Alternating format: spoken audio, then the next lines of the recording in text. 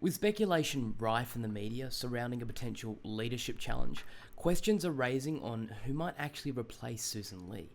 It's been made clear by conservative commentators and the media alike that things have only gotten worse for the party under her leadership, seeing the coalition fracture twice, party defections, front bench resignations, among many other things. Today, we're looking at the Liberal Party's growing leadership crisis, who might replace Sussan Ley, why a position is under threat, and whether a leadership spill would actually help the party at all.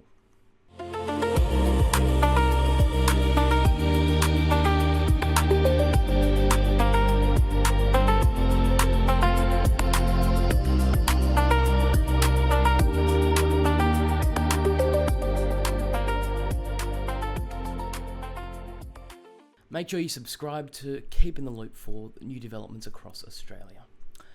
We're going to jump straight into this one. If you want context regarding the Liberal Party and their leaders, I suggest clicking on some of these videos here. So, who are the realistic contenders right now?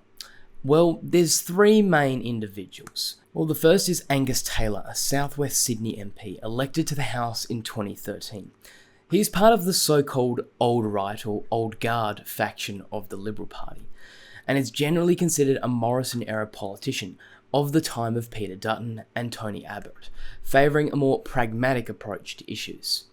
He has senior experience and a long established profile within the party, and is generally considered more technocratic and principled of the two conservatives, favouring a stronger traditionalist approach on economic issues rather than culture war or social issues.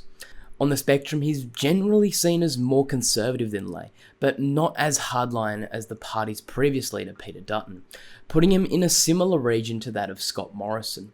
This allows him to appeal to more moderate voters due to his softer, more reserved stance on issues.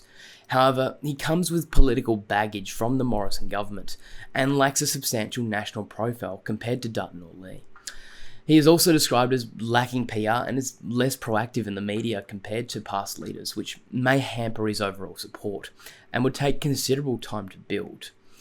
The second and more hard line of the two is Andrew Hastie, a strong Conservative MP from rural Western Australia, and is generally considered to be part of the New Right Conservative subfaction, which favours a greater emphasis on social issues, national security, and greater government involvement in the economy, such as protectionism.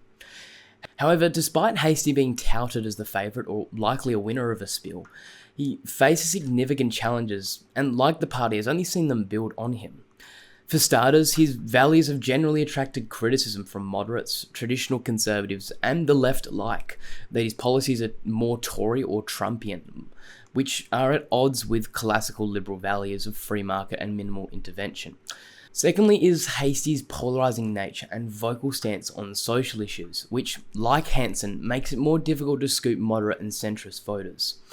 Third is that Hastie is from the west of the country, which has historically been less connected and has a sort of east-west rivalry since before Federation. Both the party and voters in the east may feel uneasy about having a western leader, especially one that puts heavy emphasis on the region. Historically, no leader of the Liberal Party, let alone Prime Minister of this country, has ever come from Western Australia, with the closest being Kim Beazley for Labor in the 90s. Now, the last practical contender for leadership is the current party leader Sussan Ley from southern New South Wales, representing a small L, socially moderate and free market approach.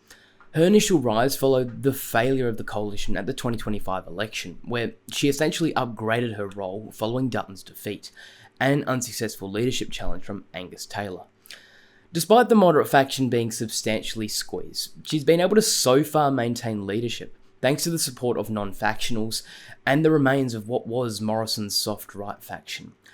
However, despite holding on, Ley has seen the coalition break up twice under her watch, a primary vote collapse with One Nation surpassing them, and mass membership exodus among many other issues.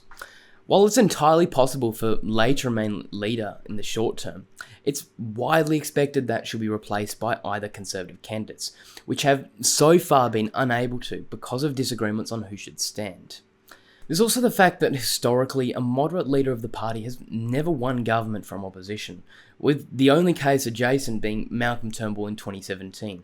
But this was following Abbott being deposed and holding on to government. So, in effect, the party has historically elected conservative or soft-right leaders like Scott Morrison to win government, with moderates, as in the case of Turnbull, installed later to manage it. Apart from these three, though, there aren't really any other options to be considered.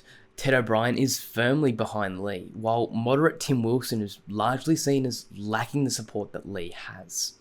Talent-wise, the rest is largely confined to the Senate, which really locks them out for leadership in the future.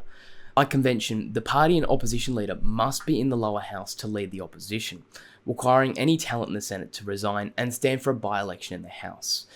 Considering the dire polling at the moment, such a move would certainly guarantee a seat lost to an independent or One Nation, ruling this option out. At present, the three options put forward aren't exactly great for the party, with all three options having their own trade-offs. Let us explain. With Ley remaining on as leader would see the party shift in a more moderate direction, appealing to more inner city and suburban voters at the expense of Conservatives, allowing One Nation's continual cannibalisation of the vote, and destroying the Liberals' presence in Queensland. However, should Hastie become leader, would do the opposite and pull the party in the direction of One Nation, but making it difficult to attract the centre vote, essentially alienating it out of government. Considering this, the possible least damaging option for the party is potentially to elect Angus Taylor, which sees the party balance the interests of Conservatives and moderates alike. The nomination of a softer right figure may be enough to both help unify the party and be much more forgiving to moderate voters. Where Hastie could put forward a more protectionist and volatile economic platform, Taylor could provide a much more reserved and traditional Liberal agenda that voters are much more familiar with. While the shock poll earlier this week has likely brought forward the timeline, it's still difficult to see a challenge next week, although anything is possible. But regardless, if a leadership spill does not happen next week, Sussan's days are likely numbered, with the discussion pivoting from if Sussan Ley would be deposed to when. So we'll have to wait and see for future developments, or find out if all of this is just hot smoke and air. Thank you for watching. If you've enjoyed our explainer, make sure you subscribe and leave your thoughts in the comments down below. I'd also like to thank all our TDMG Press Club members who are always crucial in ensuring we can create wonderful content. If you're interested in becoming a member or want to help out a small outlet, be sure to join. If you'd like to keep updated on the go or don't have time for this full video, be sure to check out our clips, which are short versions of our videos available on TikTok, Instagram and Facebook. Alternatively, you can listen to this as a podcast on Spotify, so be sure to head over there and add it to your playlist.